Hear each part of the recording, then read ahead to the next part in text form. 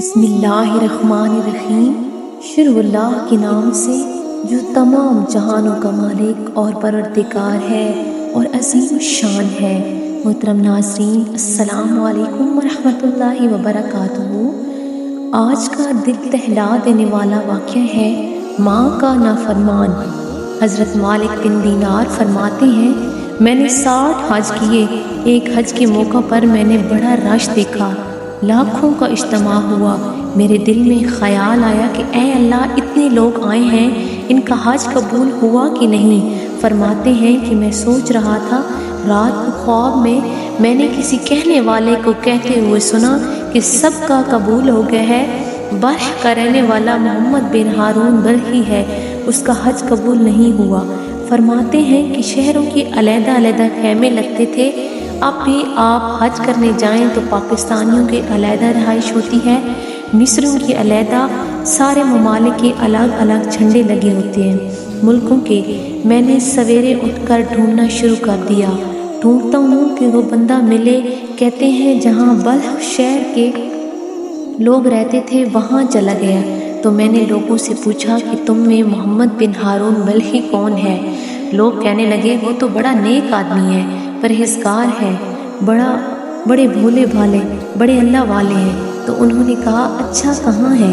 انہوں نے کہا پہاڑ کے پیچھے ایک خیمہ لگا ہوا ہے، ساری رات وہ عبادت کرتا ہے، سارا دن روزہ رکھتا ہے۔ فرماتے ہیں کہ میں ان لوگوں کی بات سن کر حیران ہو گیا کہ مجھے کیا بتایا گیا، یہ کیا کہہ رہے ہیں؟ فرماتے ہیں میں پہاڑ کے پیچھے گیا۔ حضرت مالک بن دینار فرماتے ہیں کہ جب میں وہاں پہنچا تو میں نے اس شخص کو مصلی پہ بیٹھے دیکھا۔ کثرت سے عبادت کے آثار اس کے وجود پر نظر آ رہے تھے، سیدھا بازو اس کا کٹا ہوا تھا۔ فرماتے اس نے 2 رکعتیں مکمل کر لی۔ میں نے السلام علیکم کہا۔ کہتے ہیں وعلیکم السلام، آپ مالک بن دینار ہیں؟ تو میں نے کہا بڑی اس کی وراثت ہے۔ فرماتے ہیں پھر اس نے ٹھنڈی سانس لی، کہنے لگا آپ کو خواب آئی ہوگی کہ میرا حج قبول نہیں ہوا۔ فرماتے ہیں مجھ پر اور بجلی گر گئی کہ یہ کیا کہہ رہے ہیں؟ فرماتے ہیں کہ لوگ بھی تیری بڑی تعریف کر رہے ہیں، تو یہ ماجرا کیا ہے؟ کہنے لگا آپ نہ پوچھیں۔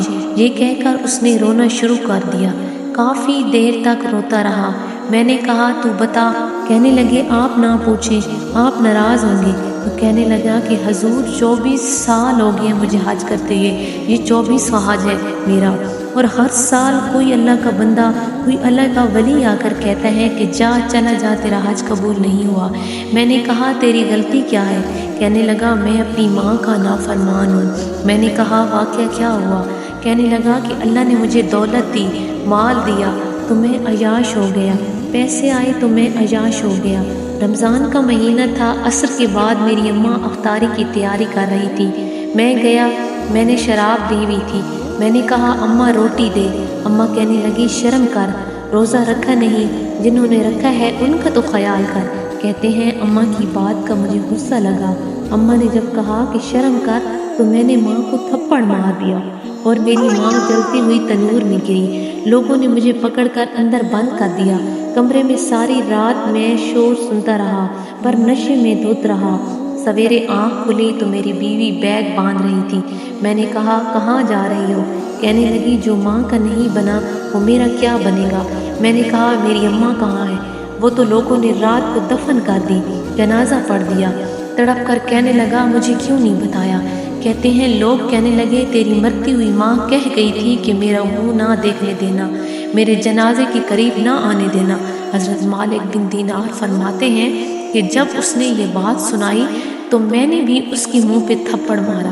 میں نے کہا تو اسی قابل ہے۔ کہتے ہیں کہ وہ رونے لگا، حضور دعا کریں اللہ مجھ سے راضی ہو جائے۔ کہنے لگا جب ماں کی انتقال کی خبر ملی تو میں نے کلہاڑی لے کر وہ ہاتھ ہی کاٹ دیا جس سے میں نے ماں کو تھپڑ مارا تھا۔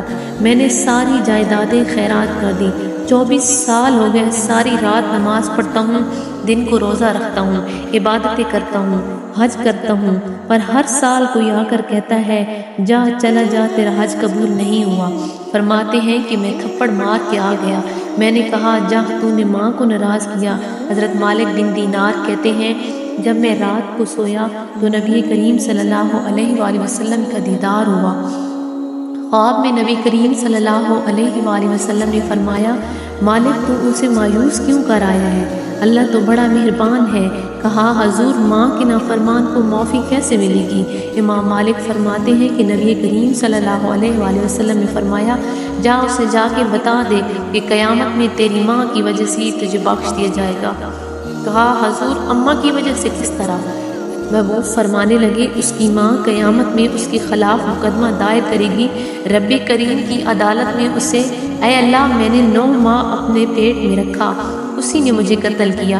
رب کریم فرمائے گا، اس کو اٹھاؤ اور دوزخ میں پھینکو۔